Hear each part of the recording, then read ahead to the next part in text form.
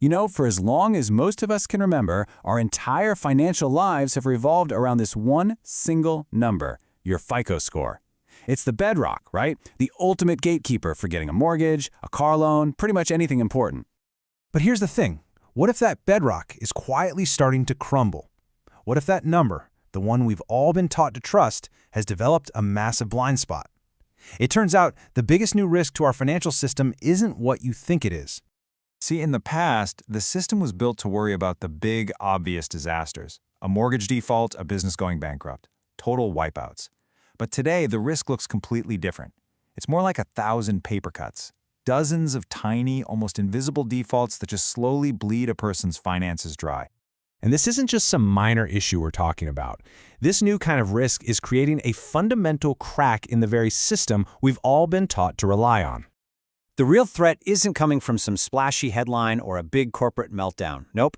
It's actually lurking in the digital wallets of our youngest borrowers. Their small dollar habits are creating a generation that's become really comfortable with debt, but at the same time shockingly fragile when it comes to their actual credit. So what in the world is driving all this? Well, the answer is a phenomenon that has completely changed the psychology of spending, the gamification of debt. We're talking about buy now, pay later services. You know the names: Affirm, Klarna, Afterpay. These companies have absolutely mastered the art of making debt feel, well, not like debt at all. They take a single purchase and slice it into 4 easy, often interest-free payments. It feels way more like a Netflix subscription than a loan you actually have to worry about. And the psychology behind this is just, it's a perfect storm. You get that instant gratification of having the thing now, but without the immediate pain of paying the full price. That interest-free label is so seductive. And because it's all automated and seamless, it's incredibly easy to forget that you're actually juggling multiple loans all at the same time. And this is where the real danger pops up.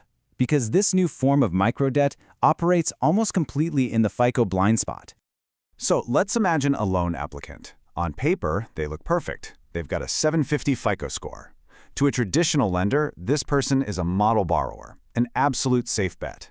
All they see is someone with a great history of responsible credit use. But that 750 score is only telling part of the story. The most critical information, the real risk, is hiding in plain sight, in a place the FICO score can't see. At least, not yet. Underneath that pristine score, this supposedly low-risk borrower is actually juggling 15 different buy now, pay later loans. A staggering 30% of their income is just vanishing into these micropayments. On top of that, they have late utility bills and are constantly dipping into overdraft protection. And because most of these BNPL loans don't even get reported to credit bureaus until they're sent to collections, this person is, in reality, incredibly high risk. Now, this hidden fragility, it doesn't stay hidden forever. It creates a domino effect, and it usually reveals itself with maximum force right when it's time for a major life purchase. Let's make this real. Let's talk about Sarah. She's 26, has a great job, a solid income, and she's done everything right. She's saved up a down payment for her first home. She's exactly the kind of person the housing market is counting on. So Sarah applies for a mortgage, feeling super confident with her 740 FICO score, and she gets denied. Flat out. Why? Because the bank's underwriter isn't just looking at FICO anymore.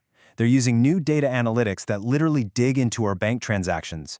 And what they see is a pattern of late payments on all those small debts, a couple utility bills and collections, and a heavy reliance on overdraft. They see the 1,000 paper cuts. The underwriter's logic is brutal, but it's simple. They're thinking, look, if you can't demonstrate the discipline to manage a small, recurring $50 payment, how can we possibly trust you with a 30-year commitment on a $2,500 monthly mortgage? The small habits reveal the big risk. Okay, so that's the problem, and it's a serious one, I get it. But it is manageable. The key is to shift your strategy now, and here's a really actionable plan to get it done.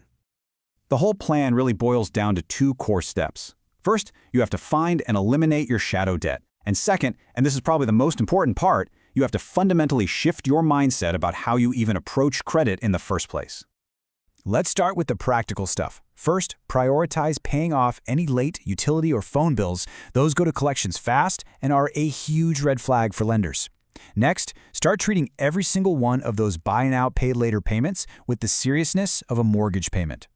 Audit all of your recurring small debts and get aggressive about paying them down. And if you can, consolidate them. It just makes them way easier to manage.